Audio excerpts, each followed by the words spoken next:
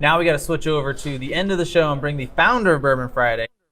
And I'm very curious to hear how he ties a bourbon to crickets here. This is gonna be an interesting one. So Did you what do find you one got with today, crickets Eric? in it? I did not. So I did kind of look into that, and it seemed like maybe the only way that they were really super tied together was people were using whiskey to dispatch crickets, Okay. as part and for preserving them.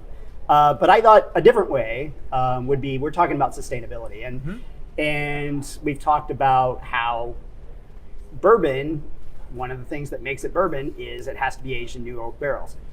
Oak trees take a long time to grow, and every barrel of bourbon has to be new charred oak. So what happens to all those barrels? Well, some of them get shipped to Scotland for Scotch, but some of them, and I thought, why not breakfast food? Some of them they get used to age maple syrup. Ooh. So this is Sweet Sophie. It is a maple syrup aged in Four Roses barrels, which is why we have Four Roses. I don't know. It's done by the Wine and Cheese Place here in St. Louis. So this is their product that they have aged in barrels. I don't know whether it's specifically from the same barrel as that bottle, but very similar concept. So. That's really cool. So did you look into how aging syrup changes the properties? My impression is it basically just adds that smoky character from the charred barrel. Yeah.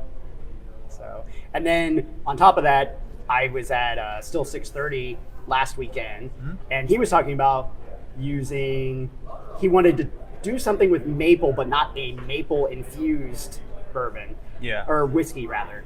And so he had found barrels that were used for beer, or used for maple syrup, then used for beer. Then he put his whiskey back in there to finish it. So it's getting multiple uses out of these barrels, and then sometimes they get used for furniture and all these different things. That's awesome. Very interesting.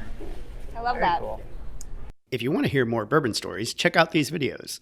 And if you haven't yet, hit that subscribe button. It would mean the world to us. You can also find us on social. We are at Bourbon Fridays on Facebook, Twitter, Instagram, LinkedIn, and TikTok. See you next time.